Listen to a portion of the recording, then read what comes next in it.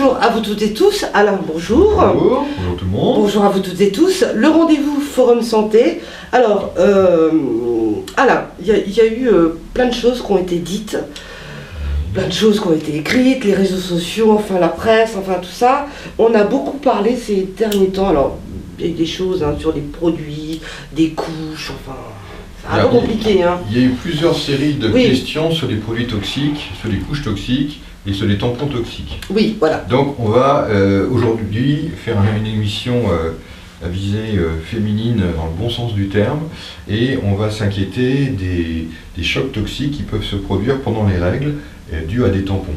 Pendant les règles, et que lorsqu'on met un tampon ou une coupe menstruelle, parce que certaines utilisent ceci, on a, en quelque sorte on bloque l'évacuation du flux sanguin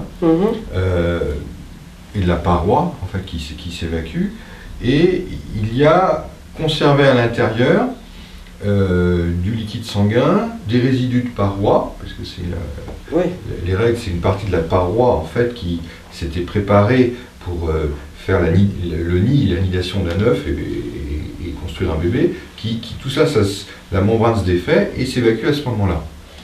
Eh bien, c'est un nid parfait pour la multiplication d'un microbe qui est le staphylocoque doré. Et ce staphylocoque qu'on a généralement sur la peau.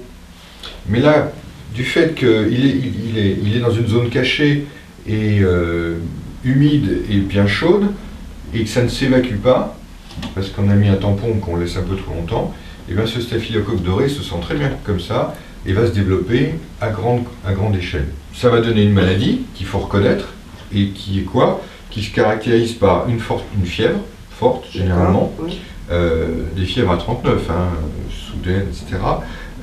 Ça peut être des diarrhées, c'est souvent des maux de tête aussi, voire des boutons, des éruptions cutanées, voire des rougeurs sous la peau, des marbrures sous la peau. En fait, le corps est complètement agressé, quoi. Oui, parce que le choc septique, c'est en fait une réaction de pratiquement tout le corps, et pas seulement de la zone d'infection vaginale, mais c'est vraiment tout le corps qui va avoir un symptôme des symptômes de cette maladie. Tout ce qui est tampon laissé en place trop longtemps, tout ce qui est coupe menstruelle laissée en place trop longtemps, non vidée, peut poser problème justement et pourrait expliquer ce syndrome des chocs toxiques. D'accord. Alors, il a été à un moment évoqué la présence de produits toxiques dans les tampons eux-mêmes. Oui, c'est ce qui avait été dit au départ. C'est ce qui avait été dit au départ, mais les études, pour l'instant, n'ont rien trouvé qui prouverait qu'il y a un problème de produits présents dans les tampons. D'accord. Le problème vraiment qui inquiète et pour lequel il faut s'alarmer, c'est la fréquence de changement du tampon. L'idée de mettre des tampons super absorbants en se disant je vais changer ce soir, c'est faux. Eh ben, c'est pas une bonne idée. C'est faux. Voilà. On peut être clair. Là-dessus, je suis clair. Alors, en tant que femme, voilà, à la fin des règles, on évite de mettre des tampons. Alors. Oui, mais pas. Moi, enfin.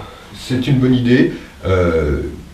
L'idéal dans ce qu'on a vu, c'est quand il y a des risques, c'est-à-dire quand on veut ne pas changer trop fréquemment, il est plus prudent de mettre des serviettes hygiéniques que de mettre des tampons qu'on laisserait trop longtemps. Mais sur le choc toxique des règles, c'est essentiellement le problème de changement. La preuve, puisque les coupes menstruelles présentent le même risque que les tampons. Oui, il n'y a pas de produit. Donc il n'y a pas de produit. Alors, Alain, des informations on peut en retrouver sur Internet, sur le site? Oui, là, sur le site Forum Santé, le MAG.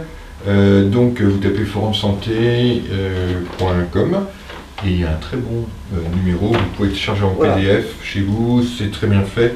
Voilà, prenez le temps de lire et le sujet est bien traité. Merci beaucoup Alain. Je vous en prie, au revoir. Merci, au revoir.